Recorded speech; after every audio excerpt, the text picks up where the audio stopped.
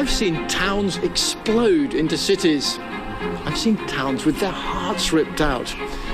Every town has its own tales of triumph and catastrophe. All of them face challenges.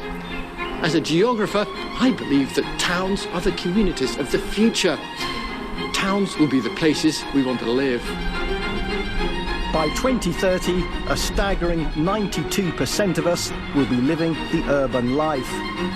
Congested cities sprawl across our map. But cities don't have all the answers. I believe we need to fall back in love with the places that first quickened our pulses. Towns. Smaller than a city, more intimate, much greener, more surprising. Towns are where we learned to be urban. They are the building blocks of our civilization. Coastal towns, market towns, river towns, industrial towns. Collectively, they bind our land together. This is the story of towns, but it's also our story, where we came from, how we live, and where we might be going.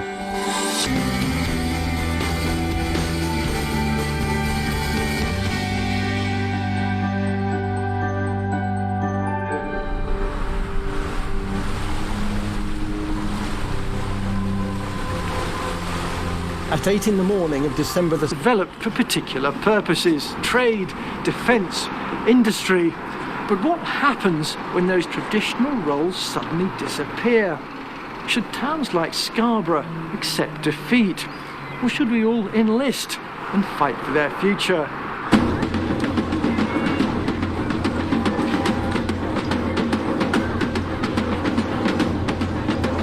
Tonight, they're launching a massive arts festival here in Scarborough.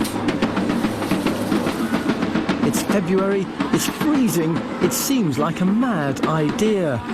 But Scarborough does things differently. Physically and creatively, it lives life on the edge.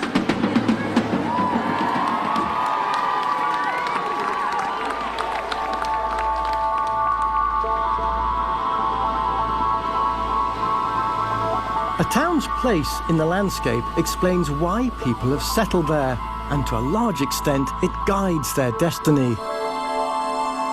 The geography of a town affects perceptions, attitudes, and how its people live their lives. Scarborough is arranged a bit like the stalls of a theatre, in tiers above two bays, one to the north and one to the south, two scoops out of the coastline, with a massive headland between them, a Yorkshire Rock of Gibraltar, crowned with a defiant castle. This town sits right on the edge of Yorkshire and the edge of England. Poised between land and sea, it's always been engaged in a struggle between prosperity and oblivion.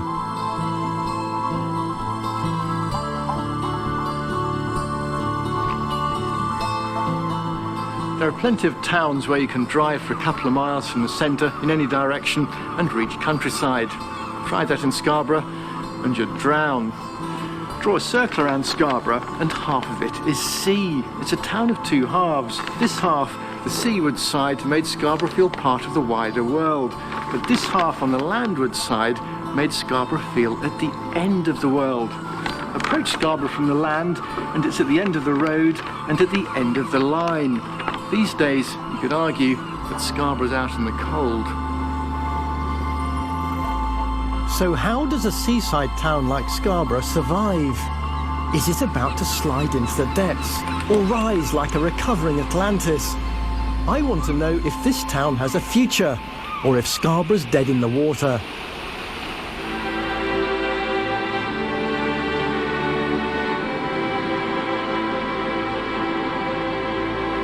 Looking back through time, this town was born from the water when men from the north beached their longships in the sheltered bay.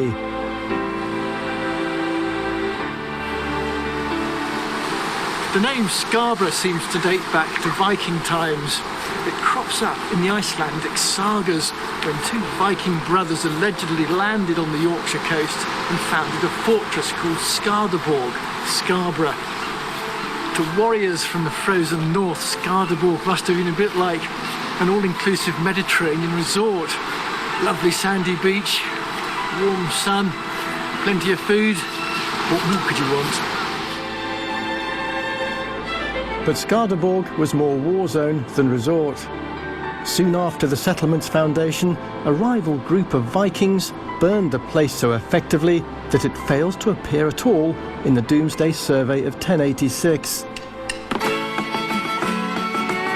The town really got going in the 12th century. As a trading port with a great defensive headland, Henry II saw potential in Scarborough. It was the perfect place to build a castle and to establish a town.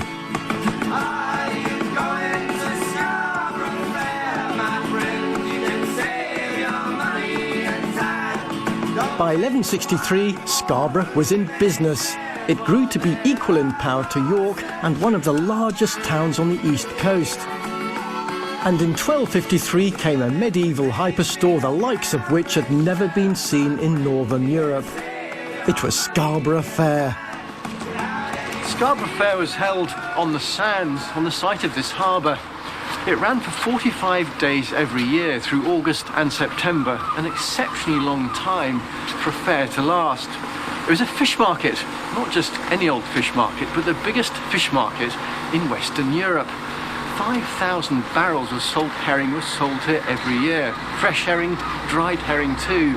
Large salted cod were also a speciality. The fair was a huge source of revenue, bringing in over £250,000 in today's money to the town every year. Scarborough Fair put Scarborough on the map. Fish merchants came to the fair from Flanders and France, from Norway and Scotland, feeding a commercial boom and driving the growth of the town. Eventually, other market towns and ports caught up with Scarborough, and the last fair was held here in 1788. Today, Scarborough's fish market is only a shadow of its former glory.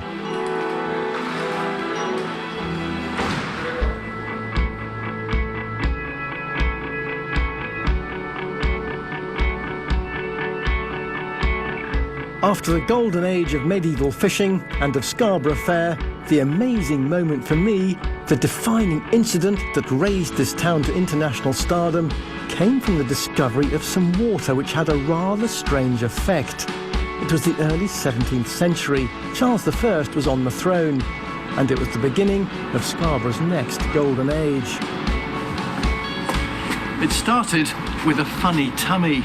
In 1626, a Mrs. Elizabeth Farrer, who seems to have been in need of medical attention, came across a spring at the foot of the cliff. The stones surrounding it were curiously stained. Tasting the water, she realised that it had a very high mineral content. It was a purgative, just a business for cleaning out her system. Drink this and you'll be sprinting for the porcelain. It started a revolution.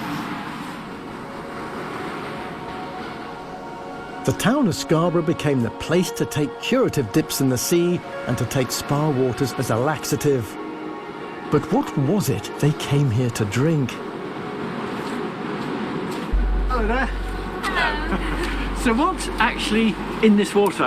Well, it's quite a lot of mineral content. I mean, if you can see by this, it's 2.7 grams per litre. 2.7 so grams. Extremely high, and that's made up of calcium carbonates, iron oxides, obviously, and magnesium sulfates. 2.7 grams in this water.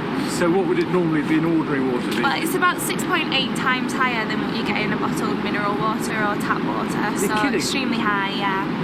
And Will, what's this gadget you got here? Well, this can tell us what the sulfate content of the water is. We can see that there's a lot of minerals in the water here precipitating out, and we know that there's a lot of magnesium and sulfate in the water in particular. Yeah. Magnesium sulfate, there's Epsom salts, which is often prescribed as a laxative, which is probably why the spa waters were famous for their purging effects. Yeah. So we can have a quick look on this device here and see how the values we get now compare with our modern day drinking water standards. So we've got a value of 1320. yeah. Now our water companies like to keep that value below 250 milligrams per litre. You're kidding. Yeah. Anything above that you can start to taste it. and at values of around 1,000 or so, it'll start having that purging effect. So if you drink water that's got 6 times more sulphate in it than say ordinary tap water, what actually happens when it goes into your system? Well, people react differently, but you'd probably have a lively day or so afterwards. Yeah, it's very good. News of Mrs. Farrow's discovery spread fast, but it was the publication in 1660 of a book which converted a trickle of visitors into a torrent. Forget our modern holiday ads with their palm trees, their cocktails, their sky blue pools. This little book, Scarborough Spore by one Dr. Whitty, turned a struggling fishing port into a national health resort. Whitty's readers were urged to take the waters of Scarborough between May and September, advice which triggered a new annual migration to the town. The spring on the beach may just as well have been gushing liquid gold. Scarborough suddenly found that it had a new seasonal market. Tourism altered Scarborough's geography. Over on the South Cliff, dignified townhouses were constructed for well-heeled northern industrialists who came for the season. To the north were rows and rows of guest houses. And slicing into the centre of town was the railway, which brought generations of holidaymakers for sun, sand and fun. The spa waters and the sea air led to centuries of success. Tourists flocked to this fashionable town. It became a high-class Monte Carlo of the north. And a great deal of the money and the style that came to Scarborough every season poured into one building in particular, the Grand Hotel.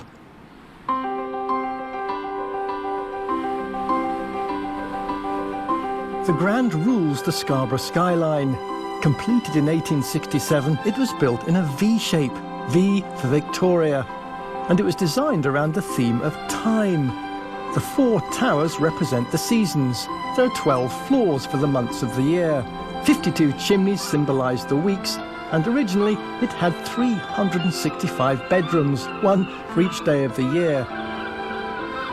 When the Grand was built, it was one of the largest hotels in the world. The Grand was the place for anyone with money in the north who wanted luxury by the sea.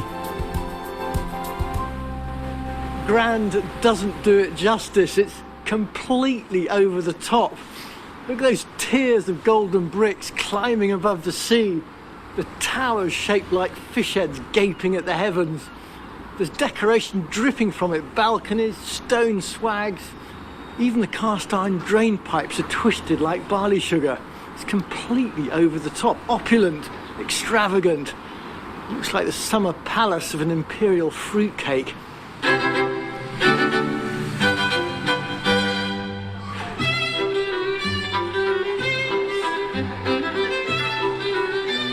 These days, just like the rest of the town, it has to appeal to a broader section of the market. I want to know where the Grand's guests come from today and what they think of this once exclusive hotel. When did you come here? What day is it today? Yeah. Monday. Yeah. Where from? Manchester. Did you know each other before you came here? No, we didn't know. Oh, we're with those over there. These we've just met. Okay. Just in case his wife's watching. We walked in today and we thought like, gosh, this is really grand. From the minute we came on the coach to walking in and seeing the staircase, yeah, it's been wonderful. Have you ever seen stairs like these? Only on Titanic though. If you have to look back 50 years, we probably couldn't afford to have come in here. We'd be on the outside with our noses on the window pane, probably licking the glass for a taste of what it would be like inside. And now we can afford to. Everyone here is the same, aren't we? We're just ordinary people. Most of the Grand's visitors are coach parties, older people who are looking for value for money.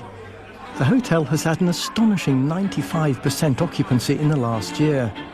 This is a high-volume business. It has to be to make the place financially viable. The Grand is a survivor. This is an extraordinary place, and people are so fond of it. Once upon a time, walking into the foyer of the Grand would have been a bit like boarding first class a luxury ocean liner. parlour palms, chandeliers, staff attending your every need. You wouldn't have got in here without a tailcoat or a black tie. But all that's changed. It had to. For a building like this to keep going, exclusivity just is not an option. To survive, you have to open your doors to everybody.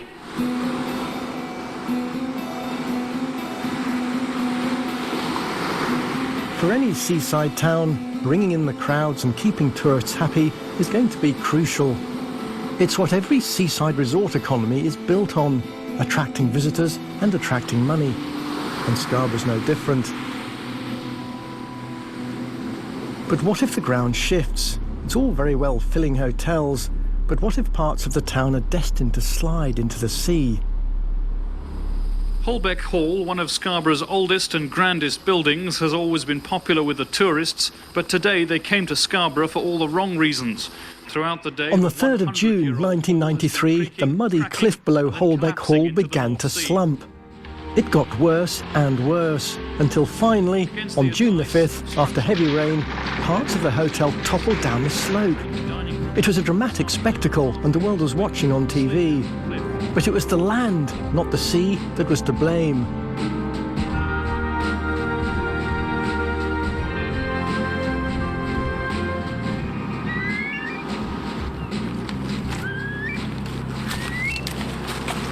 This is very dodgy geology.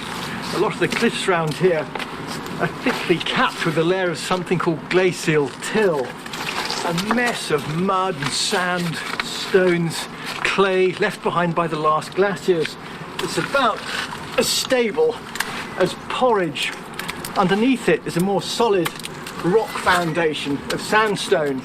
When water seeps into the glacial till, it starts to slip and slide off the sandstone into the sea. Scarborough's great headland is banded with harder rocks, which have resisted the sea. But to each side of the headland are softer, less stable deposits, which have been eroded into Scarborough's two great bays. As Scarborough grew, the town colonised areas of unstable geology. And today, specialist abseiling teams are tasked to monitor the cliffs. It looks a messy business. There isn't really a proper name for what we do. I suppose it's just... Like cliff inspector? Cliff inspector, yes, or cliff monitor. Wendy Noble conducts cliff surveys along the coast to check the stability of the geology. On a daily basis, she sees that the land is slipping away. So when you come down here, what are you looking for in terms of, ringing alarm bells? Well, directly on this area here, we're looking for the grass maybe slipping a lot off the top. And as you can see, directly underneath the grass, you've got the boulder clay. It's just dribbled over the top. It's just dribbled, basically, over the top of all this shale, and with the water that seeps through it, it just sort of soak through and onto a slip plane, which then creates a sliding effect, and all the material then starts to slide away and off the edge of the cliff here.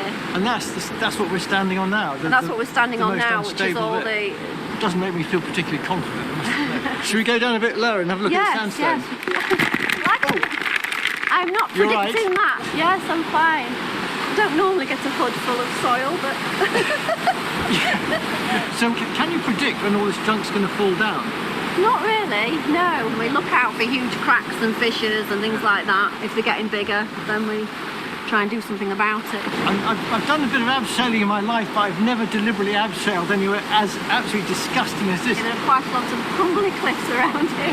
That's a highly technical term. Highly technical term, very crumbly. Shall we go down a bit further? Yeah, you bet. So this is what Scarborough has to contend with.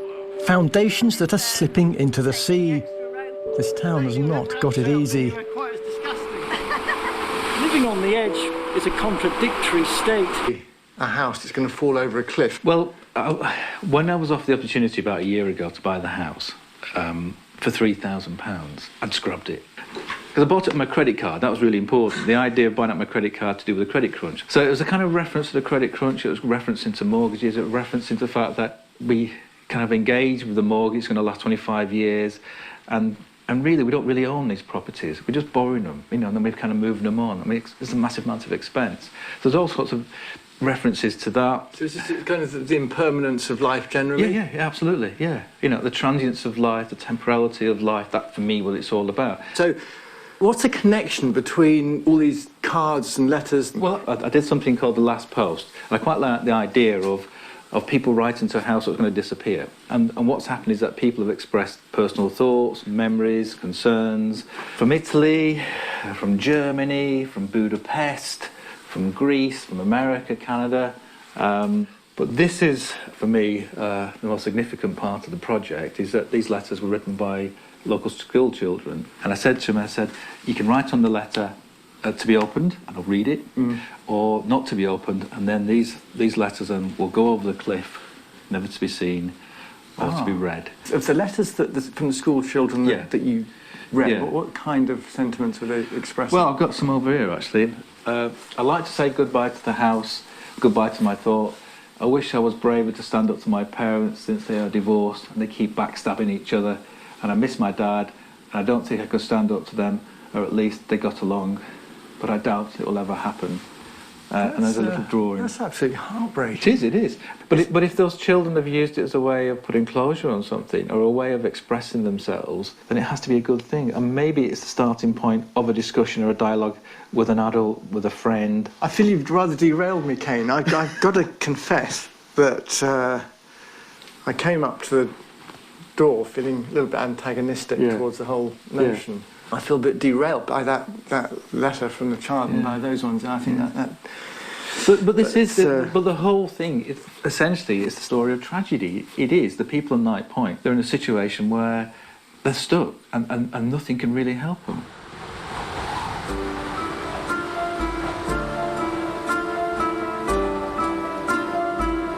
This land is going to go. It's steadily slipping over the edge.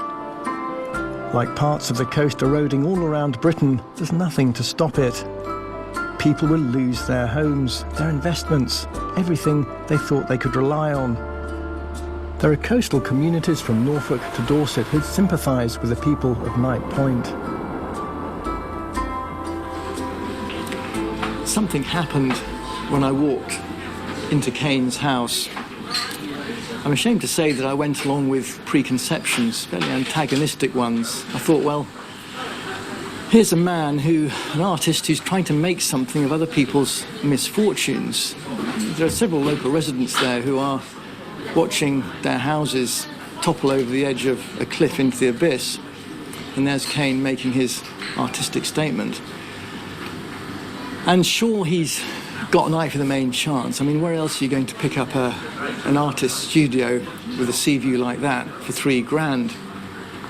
But I think he's doing something really important. He's drawing attention to some really big issues: climate change, environmental collapse, the housing crisis, economic recession.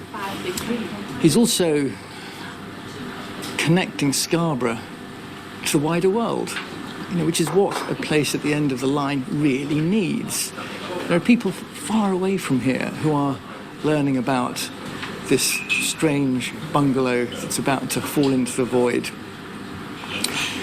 But what really excited me was that after about 10 minutes in there, I suddenly realised that Kane had invited me to take part in a completely unpredictable, very thought-provoking conversation about what it's really like to live on the edge.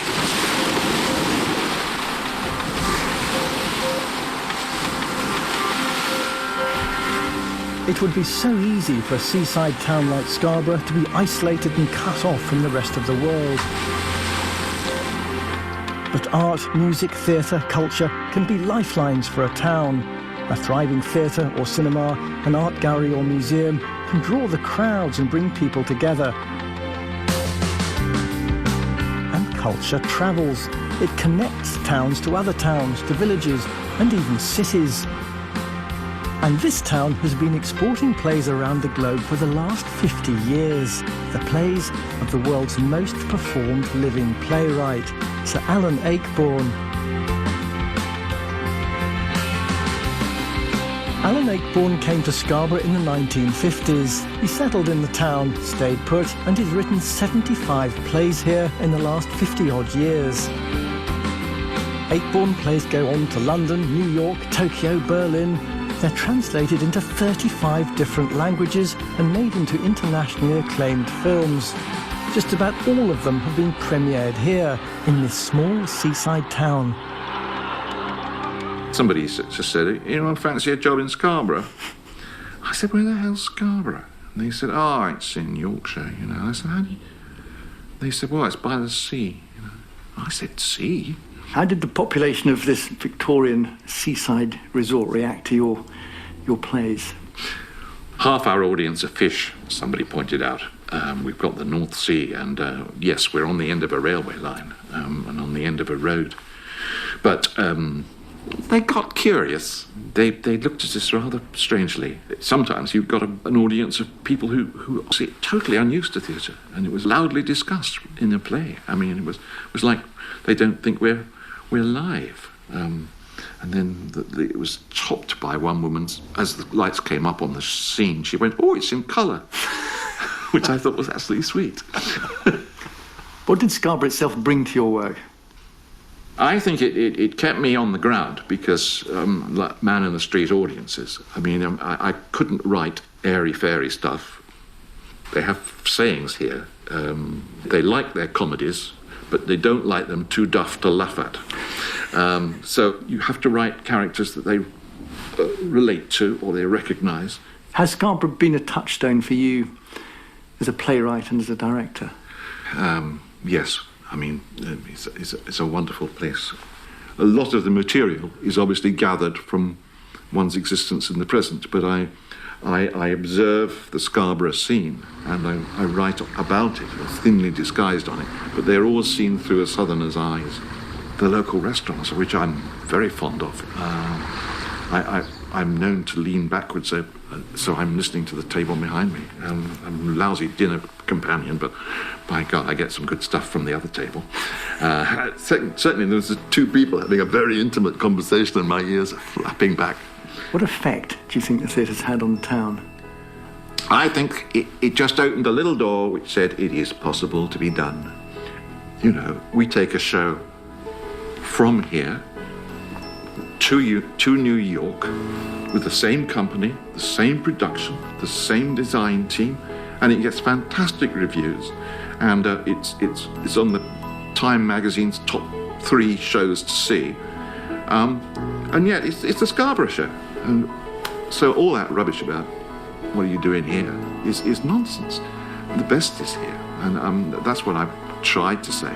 You know, you're a seaside resort. You know, you can have the best. And the people who say to me, what are you doing there? I say, well, come and have a look.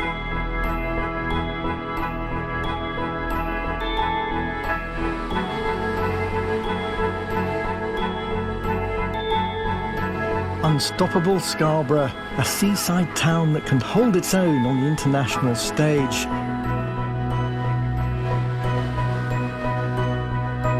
It's a bold vision, I like it. Scarborough characters are exported to Broadway, tread the boards in the West End. The people may be thinly disguised, but 8-born has made Scarborough internationally famous just by being here.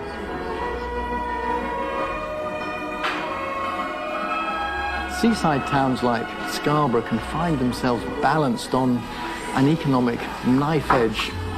They face far greater challenges than inland towns. The nature of the summer season is boom and bust year after year after year. And these days you can't rely on sticks of rock donkey rides, sand castles by the sea. You have to adapt, change tempo, move with the times.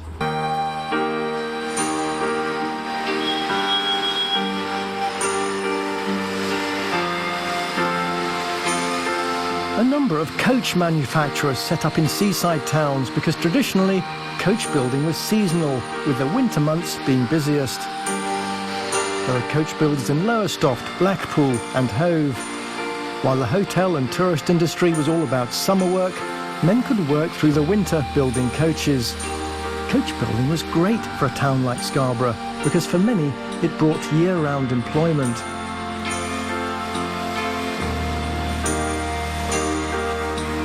Claxtons of Scarborough are Britain's only surviving luxury coach builder and build nearly a third of the country's coaches.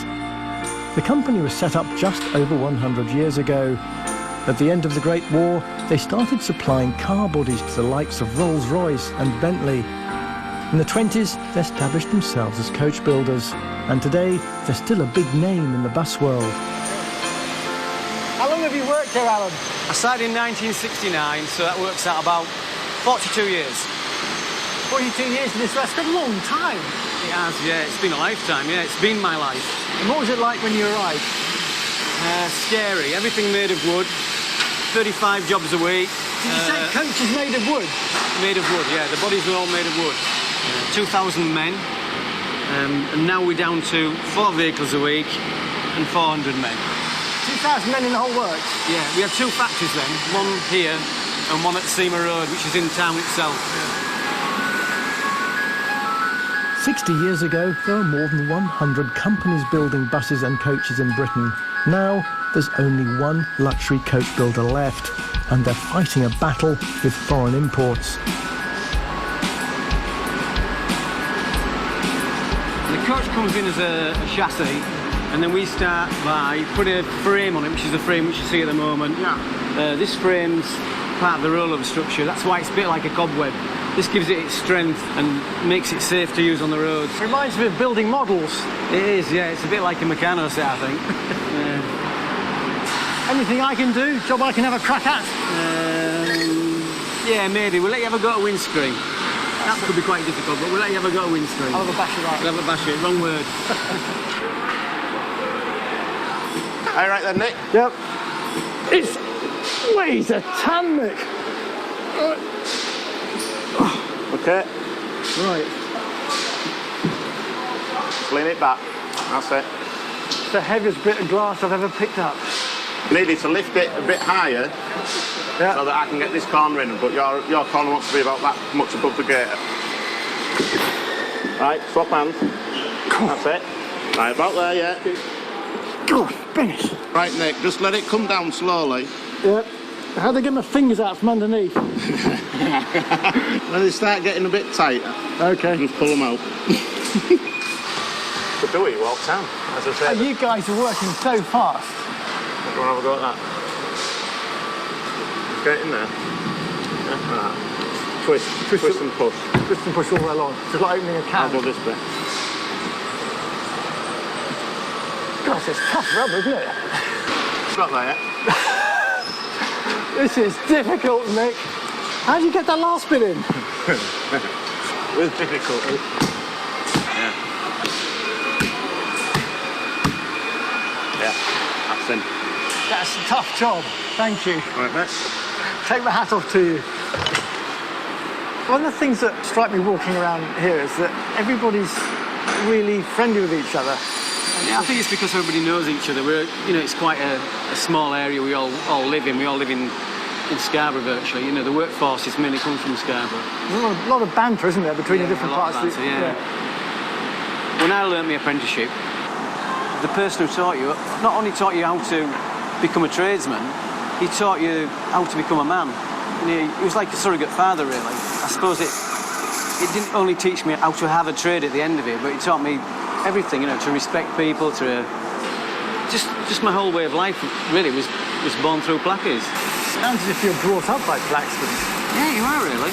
Yeah, you are. You're brought up by Claxtons, yeah. It's a big stamp on you that says Claxtons on it.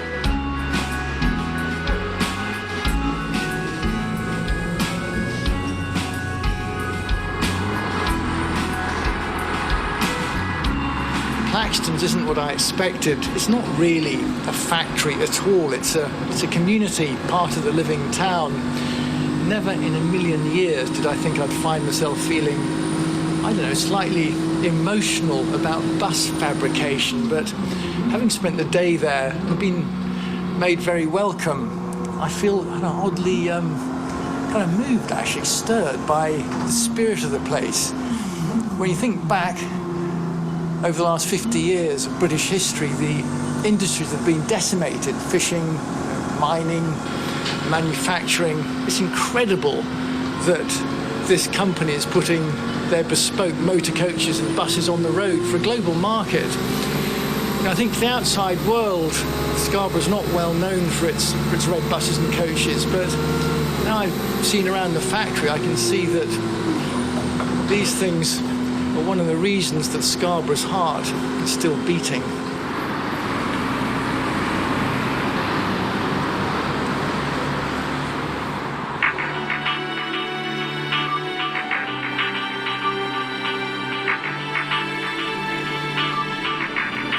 In small towns, community matters hugely.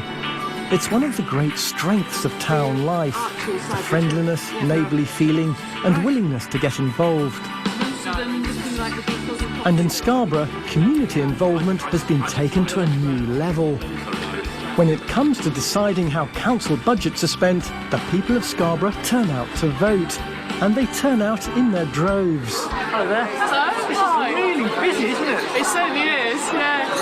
People are making choices about how we spend a grant fund in Scarborough. There's 29 projects here that are asking for funding. We've got £74,000 to allocate.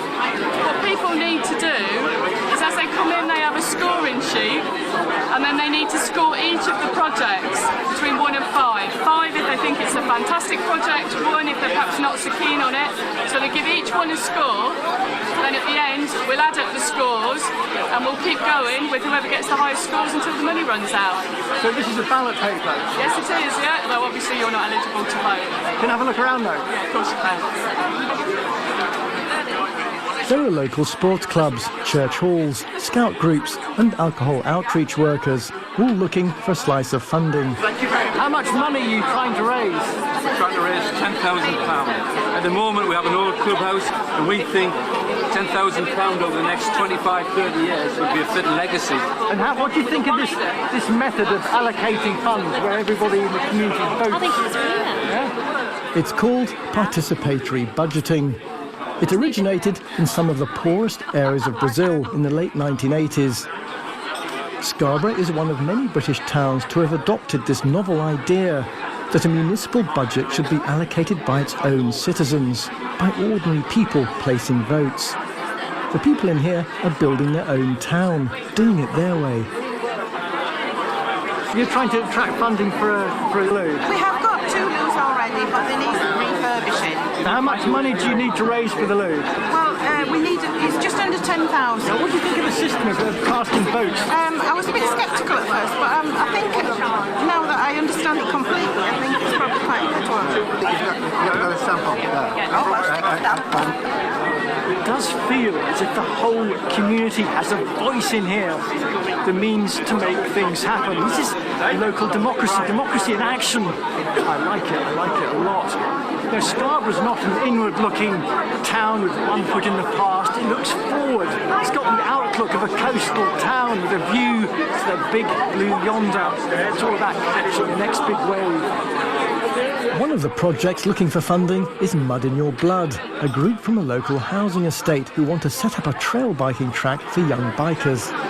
Have you had lots of people coming by? It's absolutely... Oh, it's even again, yeah. It's a good turnout.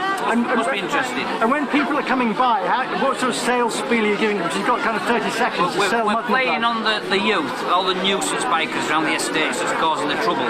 We're trying to pull it on them so that we can get them onto a safe environment that's controlled, wearing all the right equipment. So this maybe appeals to the younger side, although a lot of people say, oh, I'm a biker, well, come and try it. Mud in Your Blood's home patch, Eastfield, is on the edge of Scarborough. Like many of Britain's council estates, it was built in the 1940s as part of the post-war housing effort. Now, it's in the top 10% most deprived wards in England and Wales. Lads riding trail bikes around the estate have been getting into trouble with the police and annoying other residents. But all that could be turned around.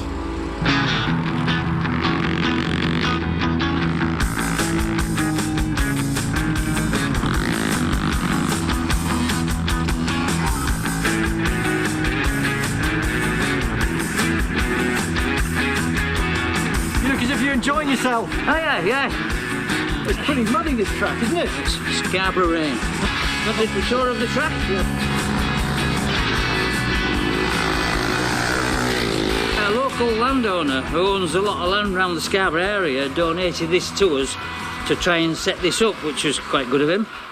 What kind of difficulties are you facing in setting up something like this? Mainly all the planning applications, the noise surveys, the environment surveys that we've got to get funded. This is just hopefully a stepping stone to something, a bigger, better piece of land where we can have a cafe, a mechanic, we can have apprentices, we can employ staff, give people jobs, which this will generate. And what about training youngsters to actually look after motorbikes and run a track and so on? Are they going to be part of that? Yeah, we can get them, we can train them up. We have trained mechanics. I'm a trained mechanic. We can learn them to strip bikes down or even repair them for people. And do you have a full-time job? Yeah, I work full-time. This is just my hobby. Messing about in the mud.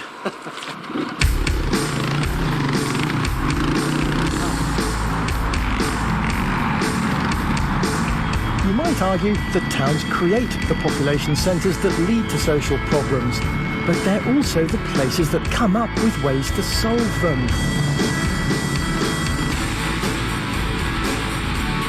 For me, what Mud in Your Blood is doing ticks all the boxes. Youth, training, opportunity. They're trying to make a positive difference. It's a real buzz and it's grassroots stuff. And the thing about local grassroots projects is that they have an inbuilt will to survive because everybody's got a stake in success. Townspeople put in the effort, townspeople reap the rewards. Really inspiring.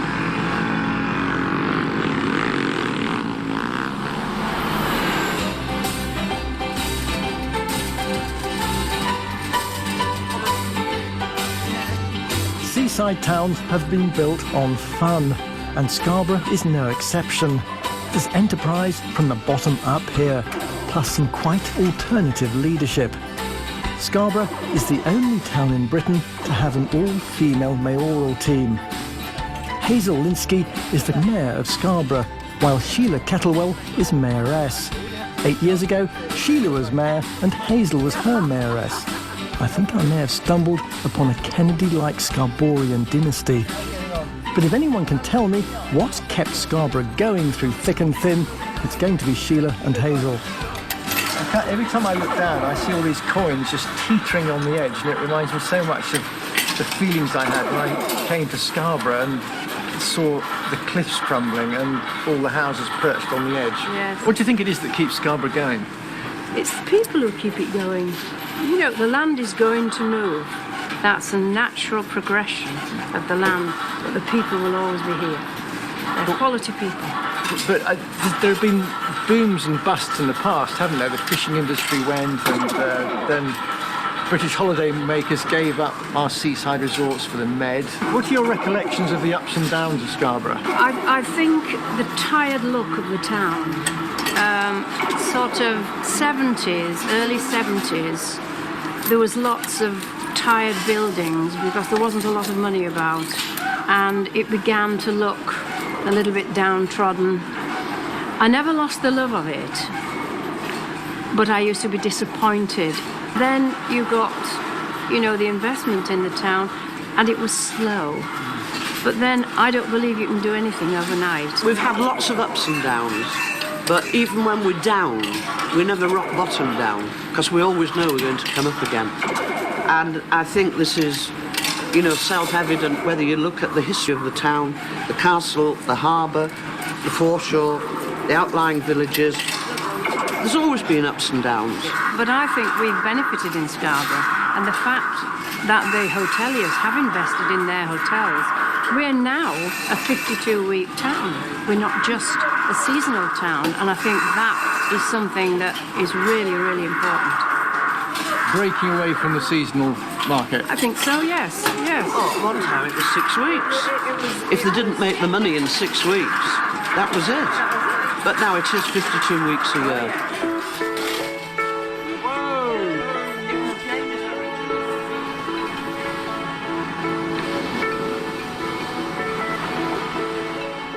Scarborough has broken away from sole reliance on the summer season trade.